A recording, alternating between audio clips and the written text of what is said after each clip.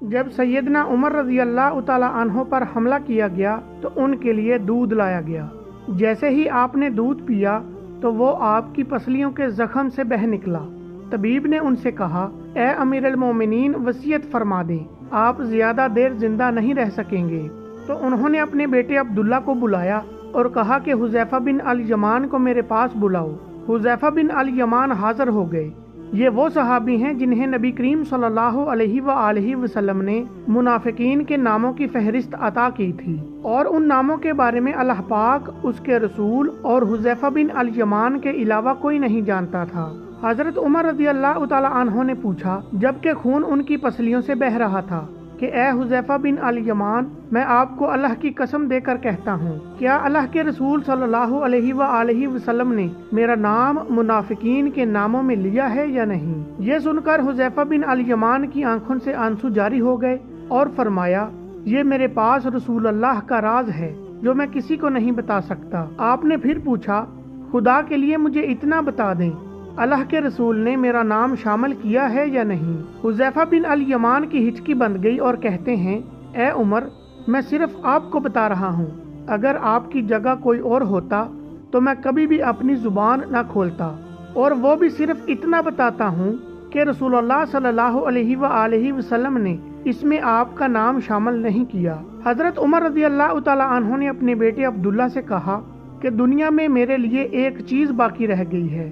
حضرت عبداللہ نے پوچھا، وہ کیا ہے ابا جان؟ حضرت عمر رضی اللہ تعالی عنہ نے فرمایا، بیٹا، میں جوار رسول میں دفن ہونا چاہتا ہوں، لہٰذا ام المومنین حضرت عائشہ رضی اللہ تعالی عنہ کے پاس جاؤ، ان سے یہ مت کہنا کہ امیر المومنین عمر، بلکہ کہنا، کیا آپ عمر کو اپنے ساتھیوں کے قدموں میں دفن ہونے کی اجازت دیتی ہیں کیونکہ آپ اس گھر کی مالکن ہیں؟ تو ام المومنین حضرت عائشہ رضی اللہ تعالی عنہ نے جواب دیا کہ یہ جگہ تو میں نے اپنے لیے تیار کر رکھی تھی، لیکن آج میں اسے عمر کے لیے ترک کرتی ہوں۔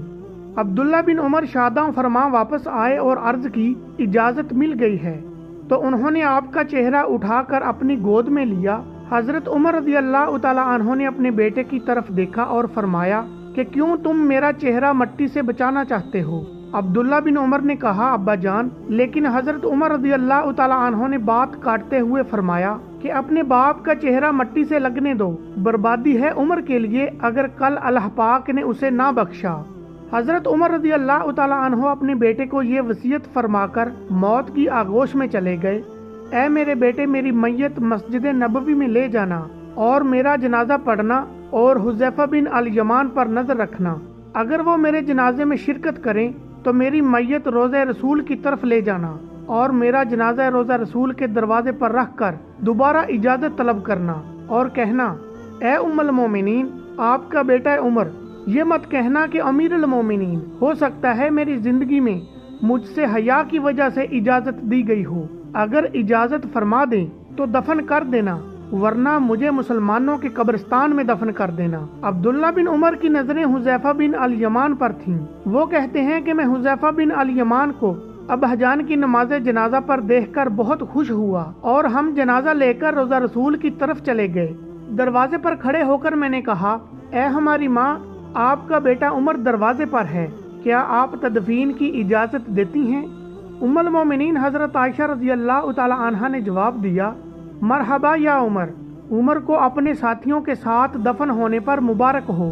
ام المومنین حضرت عائشہ رضی اللہ تعالی عنہا نے اپنی چادر سمیٹی اور روضہ رسول سے باہر نکل آئیں۔ اللہ پاک راضی ہو حضرت عمر سے، زمین کا چپا چپا جن کے عدل کی گواہی دیتا ہے، جن کی موت سے اسلام یتیم ہو گیا، جن کو اللہ پاک کے رسول صلی اللہ علیہ وآلہ وسلم نے زندگی میں جنت کی خوشخبری دی ہو، پھر بھی اللہ کے سامنے حساب دہی کا اتنا خوف،